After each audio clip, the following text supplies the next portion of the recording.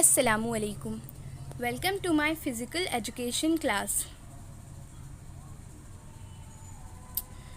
I am from Anjuman Islam Moinuddin Haris Junior College of Education for Women. My name is Sheikh Afrin Jalaluddin. I am SY DLED student. सबक का पहला हिस्सा जमा करना और हाज़िरी लेना। तलबा एक कतार में कद के लिहाज से खड़े हो जाते हैं। सबक का दूसरा हिस्सा तमहीदी तरीका। मौलिमा किरत करते हुए तलबा का ध्यान मरकूज़ करती है।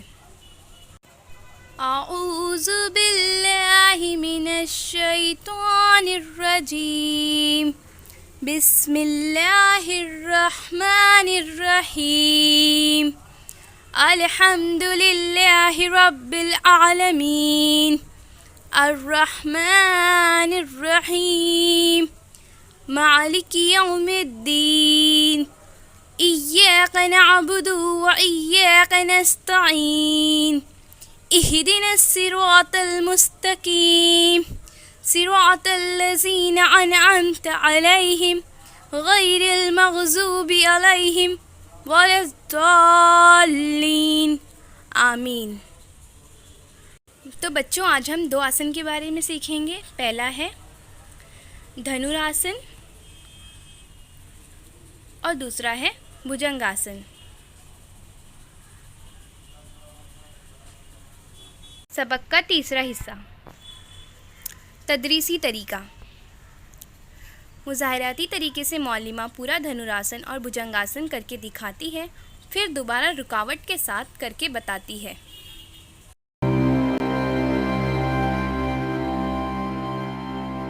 Lie flat on the stomach with the legs and feet together. Bend your knees and hold the ankles. Move slowly and with control. As you inhale, arch the back, lifting the thighs, chest and head together. As you exhale, lift your gaze and kick your feet up. Mindfully bring your heels close to your buttocks. Breathe.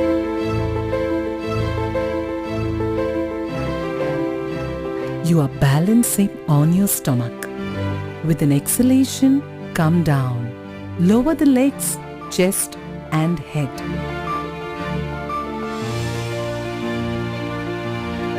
Relax.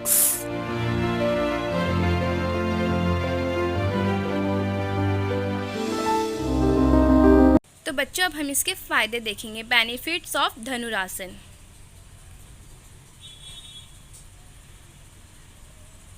फ़ायदे। पहला, रीढ़ की हड्डी में लचक पैदा होती है। दूसरा, पूरे जिस्म का वज़न पेट पर पड़ने की वजह से पेट की चर्बी कम होती है। तीसरा, सीने और पेट की तकलीफ़ दूर होती है।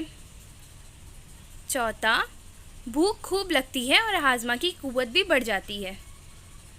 और पांचवा है, बाजू और कंधों में मजबूती आती है। Lie on your stomach. Bring your chin to the mat and place your palms under your shoulders. Inhale. Lift your chest. Hips remain on the floor.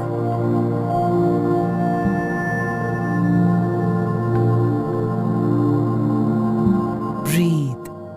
Relax your shoulders down and away from the ears. Press your chest forward. Exhale. Gently lower your chest and bring your chin to the mat. Move slowly and with control.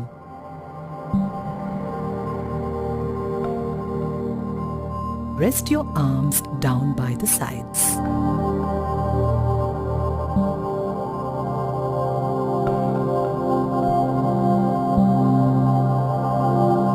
Relax. तो बच्चों, अब हम भुजंगासन के फ़ायदे देखेंगे। Benefits of भुजंगासन।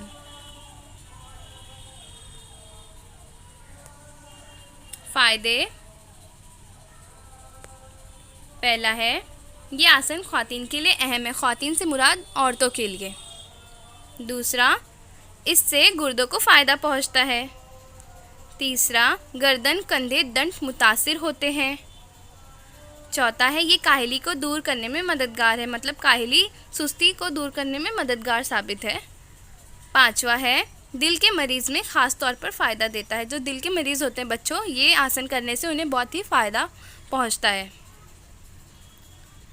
पेट, सीना, दिल, कंधे उज़लात को ताकतवर बनाता है।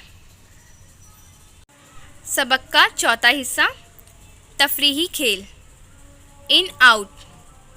मौलिमा तलबा के लिए एक दायरा बनाती है और मौलिमा तलबा को इन कहती है तो बच्चे दायरे के अंदर आते हैं, और आउट कहती है तो बच्चे दायरे के बाहर जाते हैं। सबक का आखिरी और पांचवा हिस्सा है विसर्जन। तलबा को कद के लिहाज से एक कतार में खड़ा कराना और तलबा को विसर्जन करवाना। 1 2 3 1 2 3 1 2 3। जय हिंद। उम्मीद करती हूँ आपको सब कुछ अच्छे से समझ में आया होगा। तो बच्चों, थैंक यू।